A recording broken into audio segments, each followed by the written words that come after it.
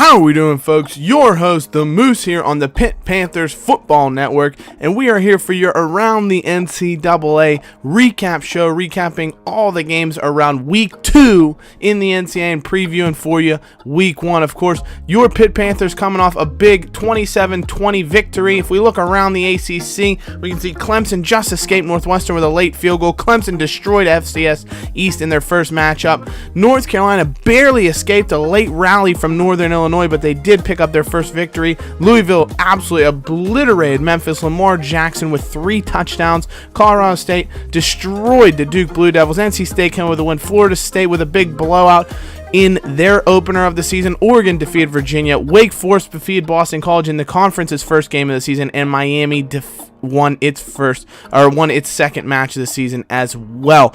Iowa barely escaped the clutches of Western Michigan, looking for their second top 25 upset after beating Michigan State, but they couldn't come away with a win here. Georgia escaped with a victory in overtime, of course, by who else? Nick Chubb with the touchdown run.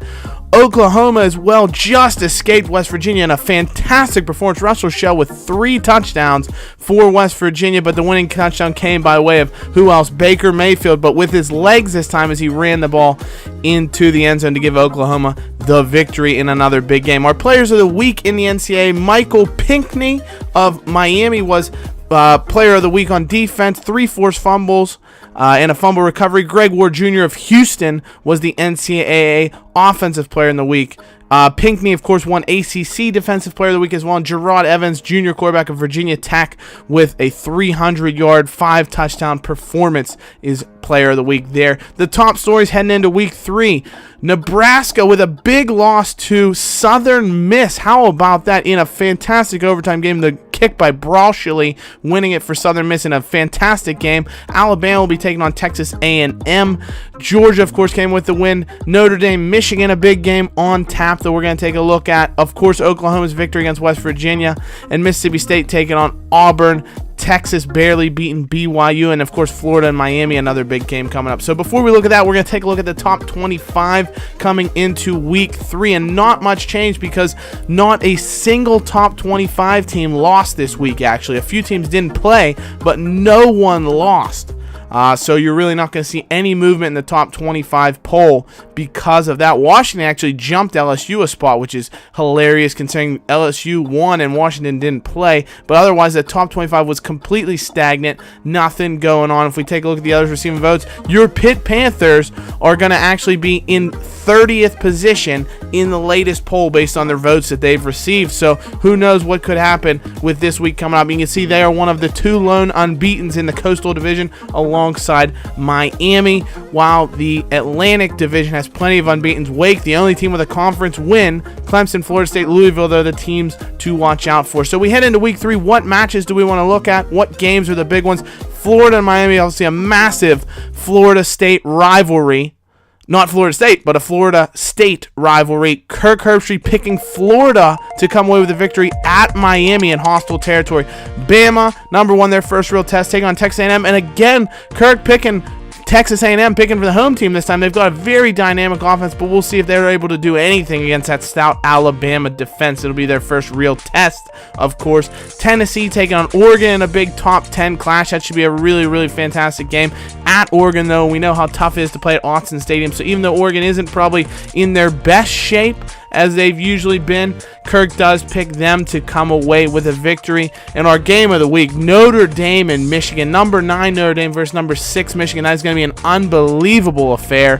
I'll tell you what, Michigan is the favorite from Kirk Herbstreit, and I think we'd have to pick the same. That defense is just disgusting, led by Jabril Peppers, so we should expect Michigan to send the Fighting Irish back with a loss. But for your Pitt Panthers, they have a huge game as well. Number 30, we could say, taking on number 4 Florida State with a very dynamic offense. We take a look at the team matchup, and we can see Florida State put up 49 points in their first matchup, 266 yards rushing, and only 36 of those came from Dalvin Cook. So that's the kind of balance they have, and of course a fantastic defense as well. They didn't play a tough opponent, but it was still a fantastic performance nonetheless. So the Panthers are going to have their work cut out for them.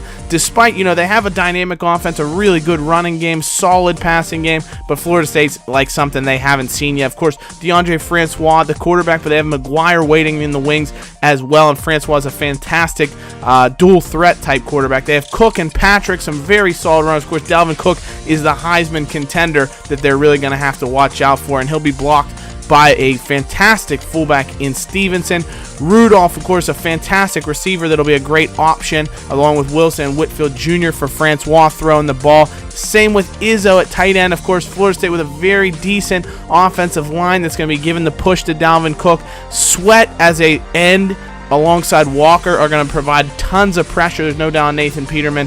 Nunati and Christmas going to provide the traffic in the middle, while they got some fantastic linebackers as well. Pugh, Thomas, etc. White and McFadden are going to be the shutdown corners, while they got some great safeties as well. James, Westbrook behind him if needed, and Marshall and Andrews at strong safety. I mean, it's just a disgusting embarrassment of riches for Florida State, and they look a very solid team, and one that's going to be very tough for the Panthers offense to try and do anything against. They're going to have to be practically perfect if they want to come away with a victory in Florida State. Of course, at Tallahassee is going to be an unbelievably tough place to play, and that's going to make it even tougher. But the key is Dalvin Cook, there's no doubt about it. Kirk Herbstreit is picking the Florida State Seminoles, and here at the Pitt Panthers Sports Network, we do predict Florida State to come away with a 42-28 victory. Obviously, if your Panthers are able to outdo this prediction, that would be phenomenal, but that's what we're picking going into the game. So let us know who you have winning this matchup, as well as some of the big matchups around the country, and we'll see you on Saturday